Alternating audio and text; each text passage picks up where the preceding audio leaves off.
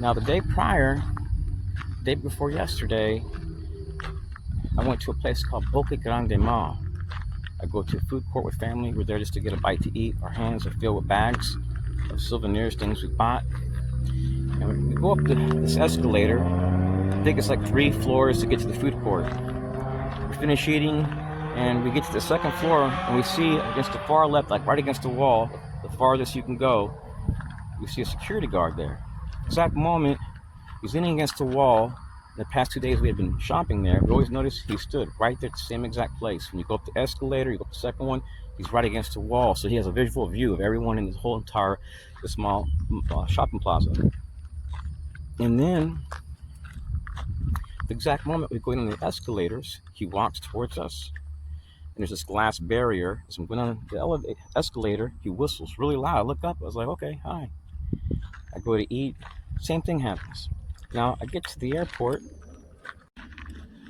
and when I get to the airport, I notice that my cell phone picks up the Stingray device. And that's typical. When you're at an airport in any country, they're going to try to gather data about who's coming in there. So that didn't surprise me. But what did surprise me was, I go in there, and there's this guy ducked down like this right here, and he's stocking stuff, and he whistles one time really loud. The cashier said in Spanish, "Are you okay?" He doesn't look at her, he looks at me and he smiles.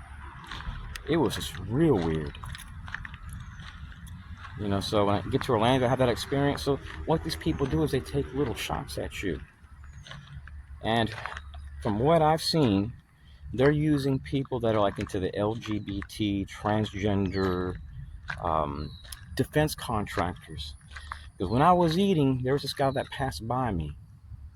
And when there was no one else around, at the exact moment he passes by me, he whistles one time really loud. It was so loud that people turned around and looked to see what was going on. So if you're a targeted individual, like in my case, I live in Florida, and you're noticing odd stuff at parks, where you walk, where you bike, don't stop. Let me tell you why. Right now, I have high cholesterol. My cholesterol rating is so high that it's like past the max, like what it looks like. They had like a maximum rating. They put even higher than that. Pre-diabetes, high cholesterol. I'm going to a cancer specialist, all types of doctors. So when you're a TI, these people want to keep you stressed out. You can eat fish every day, drink green tea every day, but if you're chronically stressed, it can cause pre-diabetes, high blood pressure, a whole host of skin issues and health issues, which typically are resolved once your targeting ends. And these people want to keep you in a state where you're constantly stressed. They want to push you away from your faith. And these are people that have attacked me, pretty much come my way. The last 2 relatives that passed away in my family, the last memories I have of them are being harassed. And one of them was nearby a place called Icon Park. And they came in a white van. It was really creepy. I'm not even going to talk about the situation. It happened over here. A weird situation with a neighbor that works with Lockheed Martin on my street. Really weird. Working with Mexicans, the guys from retired U.S. Air Force, people that come up as FBI, DHS, and CIA contractors. I have their pictures. I have their files. The biggest criminals I know, fellow TIs, work within the system. They'll harass you when you're eating food. I have videos. When I was in Austin, Texas, the FBI and CIA would come into restaurants. They'd harass me while meeting with my family as I'm arriving to places. I've been talking about this since my 20s. Use people in different countries. Let me tell you why. A $20 bill here in America, that might be a 2 or 3 day wage for some person in another country. And some of these guys in Colombia, this is no joke, the vendors, if you show any interest in a product and they're a street vendor, they may follow you a quarter of a mile. Not to harm you or harass you, it's because they're desperate to survive. When you go to these countries, you may see beautiful beaches and nice skylines, skyscrapers, but beyond those hills, in those cities sometimes are massive ghettos with people that are struggling. So it's really easy to see how a small business in a different country can target somebody And they can do this where local police in that country won't even know about it. Well, I forgot to share something. Now, when I was in Colombia, when all this weird stuff happened, when I passed by customs, a guy sat right in front of me with a bag, and it said police and fire, had like the police blue line on there.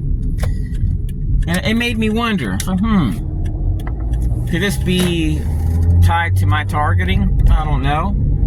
Could this guy be a perp, a contractor, or someone that's just trying to make their presence known? Because I noticed that while I was sitting down, this guy was pointing at me, and there was places to sit everywhere. And I'm thinking, if you're disabled, you're going to want to sit right up front next to your terminal, right? You're going to want to sit as closest as you can get to the front door of the gate where the handicapped people sit. This guy didn't want to sit there. I sat like one seat back from the gate, and the front area had plenty of seats. So this guy decided, he said, no, I want to sit right in front of this guy. When he said that, this guy, I looked, I'm the only guy there. So when he sits down, I look at his bag, and he puts it on his lap, and he pushes the hand up a little bit so you can clearly see it says police and fire, and it has a police blue line around it. It just made me think. The nearest shopping plaza from my house is like, I would say 2 miles away, maybe less. So I take a right where I live at, and I drive to this place right here, and I simply park my car, looking for my wallet in my glove compartment, and this guy parks right next to me. So before I even get out of my vehicle, I have a very weird encounter.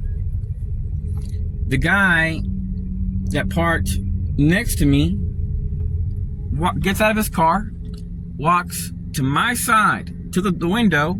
He whistles extremely loud, and then he walks around, and he goes back into his car, and he leaves. You can clearly tell the guy's Jewish. So if you're a targeted individual, these people can target you at pinpoint accuracy. And you may notice that some of these perpetrators may wear these small little earbuds. You can hardly see them.